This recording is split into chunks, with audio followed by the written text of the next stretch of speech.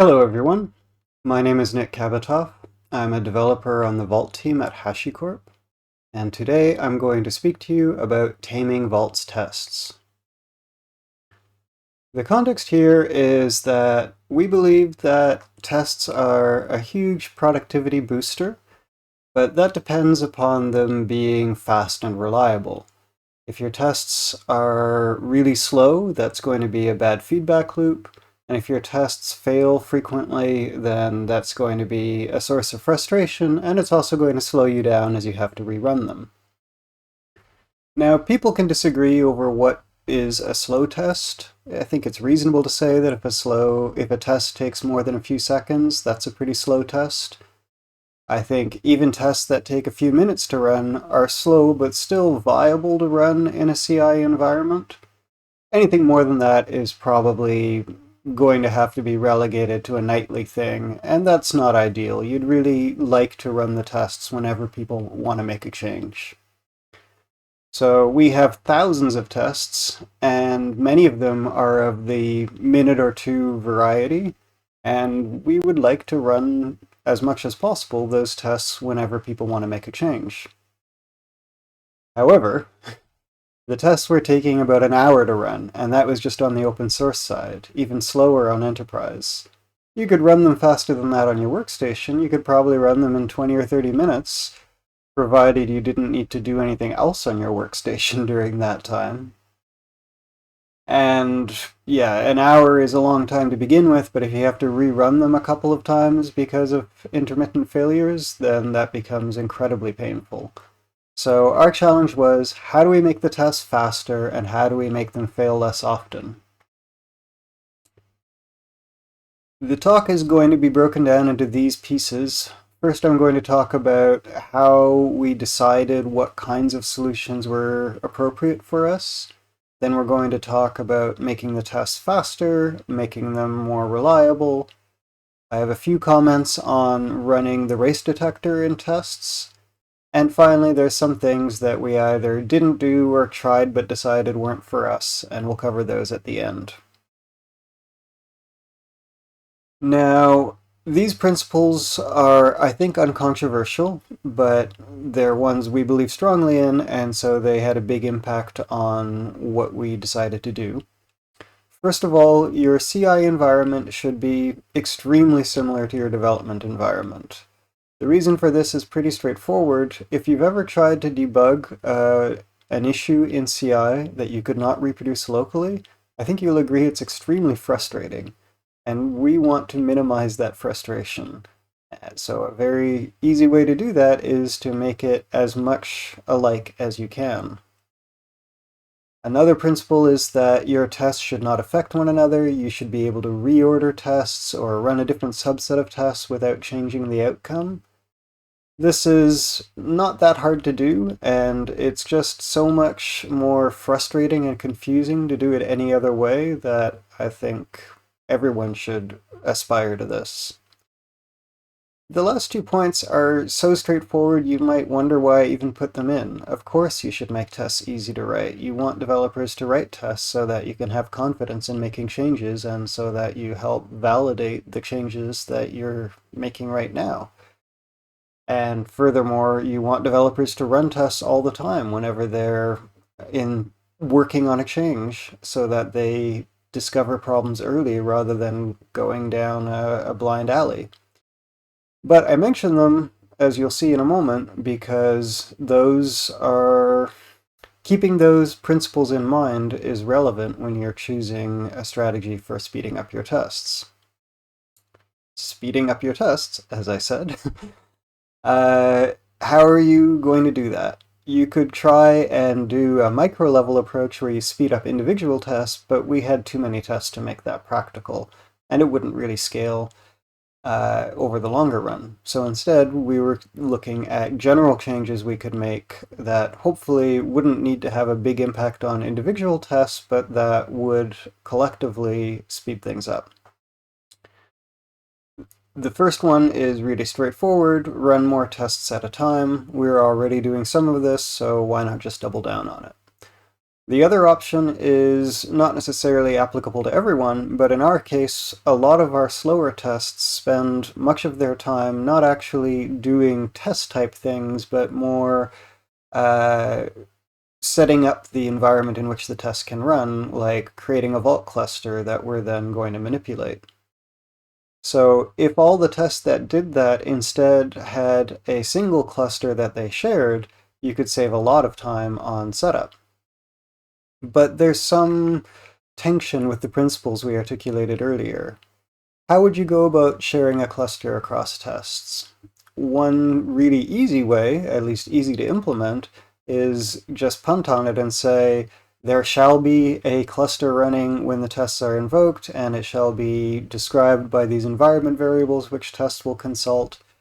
And this is not a great option, I think. It's going to make tests harder to run for the developer because they're going to have to manage this cluster, and it's just it's easy to implement, but you're pushing the pain down to your developers. So a more sophisticated option would be a helper function that you invoke in these tests, and that helper function figures out somehow if there's a cluster running and creates one if not. But in either case, it's still not going to be great because you're going to have to build a vault binary before you can create the cluster, so that's going to make your tests significantly slower. Uh, you can't guarantee that that cluster will be torn down at the end because the test might panic or something. So maybe you're going to wind up leaking resources in some fashion, or maybe you could wind up filling up the developer workstation's disk. It's not that this can't be done, um, but it is much more complicated. And of course, the very fact that you're sharing a cluster means that it's much harder to ensure that tests don't affect one another. Yes, there are mitigations. Yes, there are ways that you can try to reduce the likelihood of it. But once again, this is going to be adding more complexity and more abstractions potentially on top of your existing API layers. So I wouldn't say that this is something that we won't do, because there's potentially still a big benefit to doing it, but we have so far resisted doing it, and we'll see if that ever changes. So let's say you want to increase test parallelism, or you want to increase the decrease your test speed, sorry, decrease your test time, increase your test speed overall. Then there's three levels of test parallelism you need to be aware of. First of all, within a package, you can have multiple tests run at the same time. You do this by specifying dash parallel equals 5, let's say, and that means that 5 test methods can run simultaneously in a given test package, but only among those that have opted into parallel invocation by calling the t.parallel method on the test object. You are also probably already using package-level parallelism, whether you're aware of it or not, because if you specify multiple test packages on a GoTest command line, GoTest will run as many packages at the same time as you have CPUs. Or you can override it and specify it explicitly with -p. Finally, you can run GoTest on multiple machines, and that's mostly what we're going to talk about because we had already maxed out the first two options even with our hour-long test times. So if you ask CircleCl, it can split your test packages across your executors in order to minimize the total time taken. You run go list to get your list of packages, you feed that into the CircleCl test split command, and each executor will see a different output. So each of them will get some subset of the total list of packages such that the total execution time is minimized. For that to work, you need to provide CircleCl with the timing data, and it wants it in a format other than the one that GoTest is going to produce. So there's probably multiple ways of doing that, but we use GoTest sum to run our GoTests and get the output in the format CircleCl wants. And you still need to do something in your YAML to ensure that to point CircleCl at the files that are emitted, but it's really easy out of the box that way. Now, you can either use VMs or Docker containers as executors in CircleCI. They're kind of pushing people away from VMs, it seems like. Docker executors are cheaper and they scale better, so we decided if we're going to go all in on parallelism, let's do it the more affordable way by switching from VMs to Docker containers. There are catches. First of all, you need to, if you're going to create Docker containers, use the setup remote Docker step in your YAML for CircleCI. But that isn't really sufficient because let's say that you maybe want to communicate with those containers. That seems like something you might want to do if you're creating containers in your tests.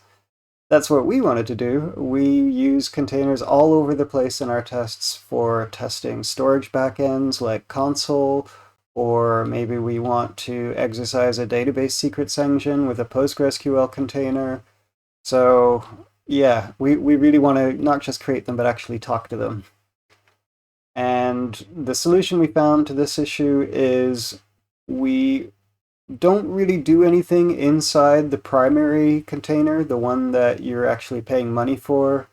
We just bootstrap within that container by creating a new container in the remote Docker environment in which we're going to run go test again. And then the tests that are running in that container can create new containers that are in the same environment on the same network, and they can communicate. There's still some caveats with that. First of all, setting up the remote Docker VM is quite slow. It can be 30 seconds to a minute, and if you're hoping to get down to a 5-minute time at some point, you are going to have to live with the fact that up to a minute of that may be taken just waiting for a VM. A bigger problem for us is that you can't change the size of the Docker containers. I mentioned that the Docker executors can be scaled really high in CircleCI, but that's just the primary Docker containers. The Docker containers in the remote Docker environment are one size fits all. They're 2 CPU and 8 gigs, and there's no way around that. So for us, that was a big deal because we often want to use more than 8 gigs in our test packages. We didn't really solve this problem, but we mitigated it by creating 2 jobs. One of them is going to contain just the tests that need to create Docker containers, and the other one will be everything else, which is the bulk of the tests. I'm not going to explain the crazy JQ recipe in here. I just thought it was kind of neat to point out that you can see the imports that your packages use by giving the JSON output to go list, or the JSON option to go list. So what we do is we tell our developers, if you want to create a container in your test, you must do so using this helper package, test helpers docker. And by virtue of importing it, you are automatically going to be scheduled in the environment where Docker containers can be created. So there's some corresponding JQ that does the inverse for the other case to get the list of packages for the job that's running without Docker. And this works reasonably well. And here's the outcome of our efforts. We were able to get the jobs down from 1 hour to 15 minutes, which was fantastic. There's still a lot of room for improvement, but this is, as an initial outcome, more than satisfactory. The next part is going to be about making tests more reliable. And the bulk of, well, I would say that the majority of flaky tests I've seen are flaky because the developer has certain assumptions about how long something is going to take to run. And those assumptions are based upon their experiences running code on their machine and maybe looking at logs in prod. And when they run a test, they're going to run probably just one test or maybe a single test package because they don't want their machine to become so slow that they can't use it. When we're running tests in CI, we don't have the same concerns. We don't want to do anything else other than run tests, and we want to get the most bang for our buck that we can, so we'll run with as much parallelism as the executor will tolerate. And that means that sometimes you're going to have very, very slow periods where something that ought to take 50 milliseconds in a realistic, in a real world environment, but it actually takes 2 seconds in your CI. So what you have to do is look for sleeps in your test where you see a sleep followed by an assertion and replace them with a polling loop. And you don't need to create a helper. We often just put the for loop inline. Here's what it might look like if you have a simple function that does the for loop for you. So you just provide it with a closure that is going to return nil if the assertion passes or an error otherwise, and then your helper function would call this until either the assertion succeeded or it ran out of time, in which case it would fail the test with the error it got from the last invocation. This was 90 or 95% of the flaky tests that we fixed, but there were also a few other categories that were much smaller.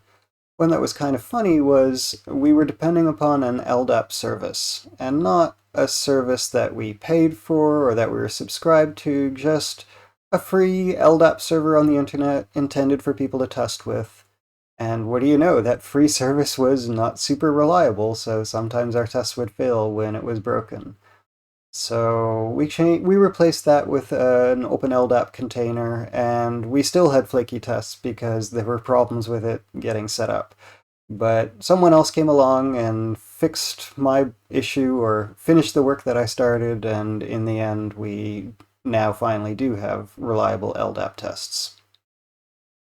Another kind of test that we saw frequently break in CI was a test that wanted to verify that something happened on a fixed schedule.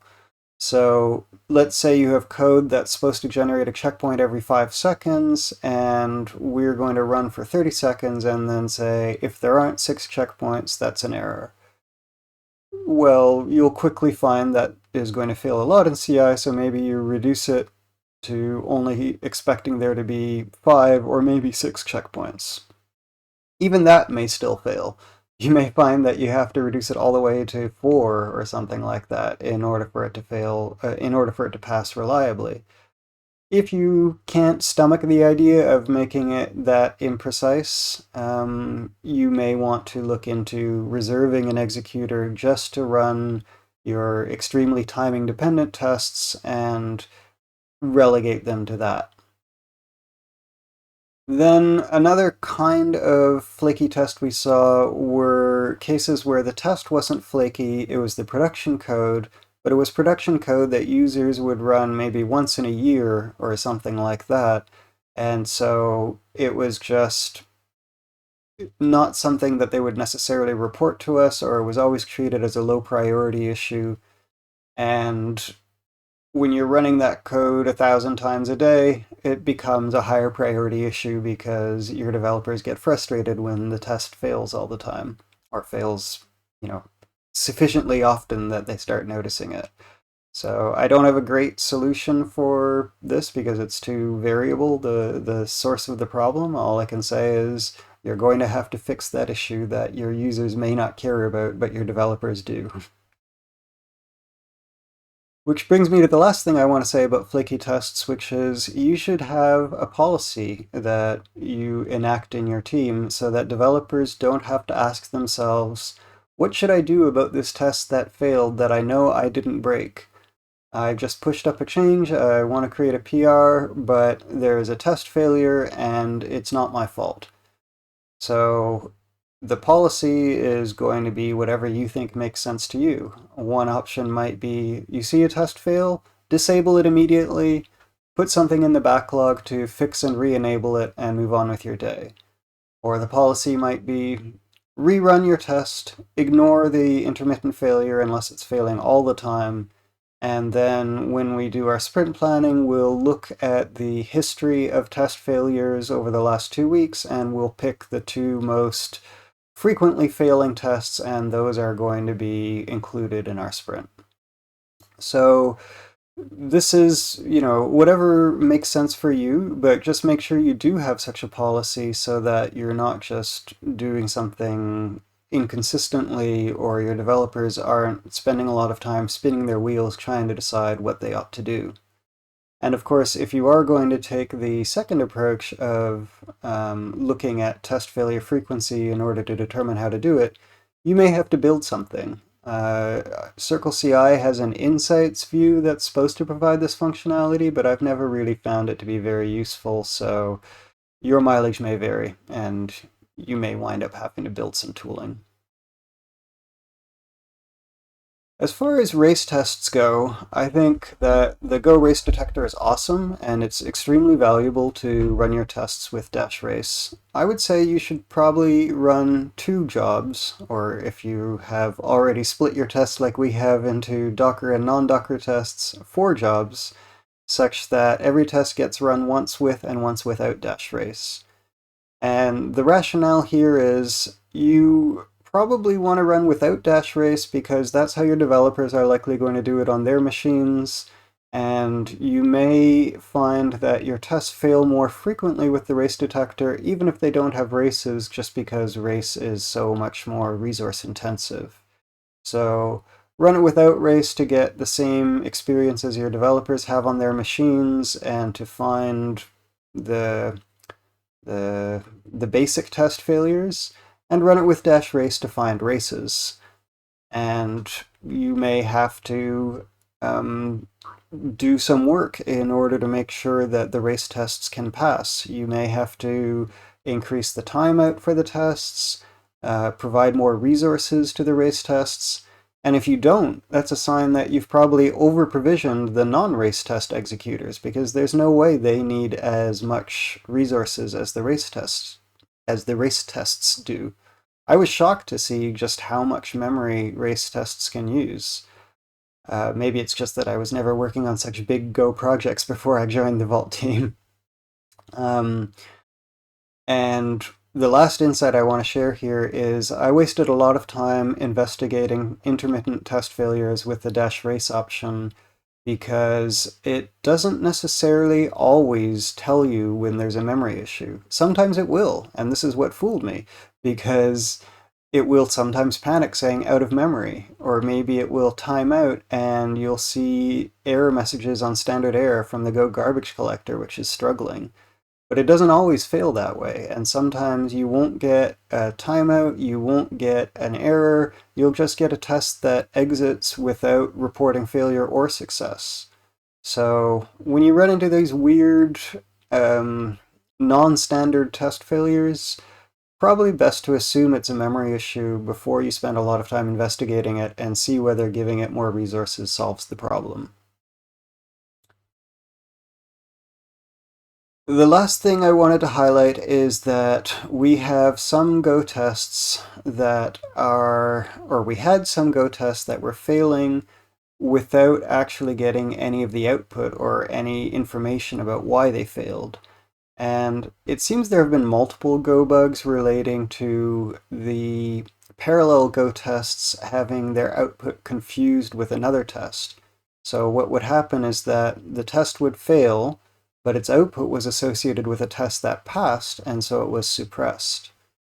And they seem to have finally fixed all of them in the newer 1.14, 1.15 releases, so if you ever experience this problem, see if you can move to a newer Go version, and maybe that will solve it for you. Now, there is also an issue with test splitting that I've sort of hinted at, but I haven't elaborated on.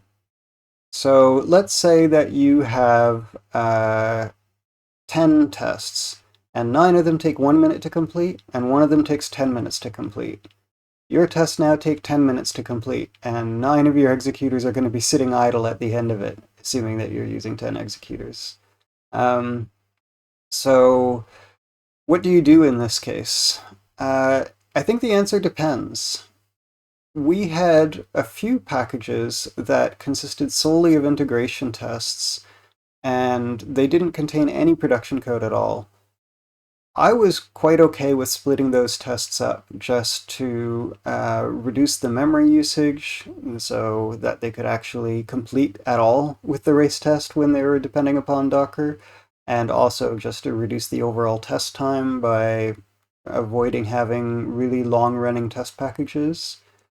But on the other hand, there are some where I would not feel comfortable doing that. If it's not just a package containing integration tests, but it's actually one of your production code packages, then it seems wrong to reorganize that just for the sake of making CI faster.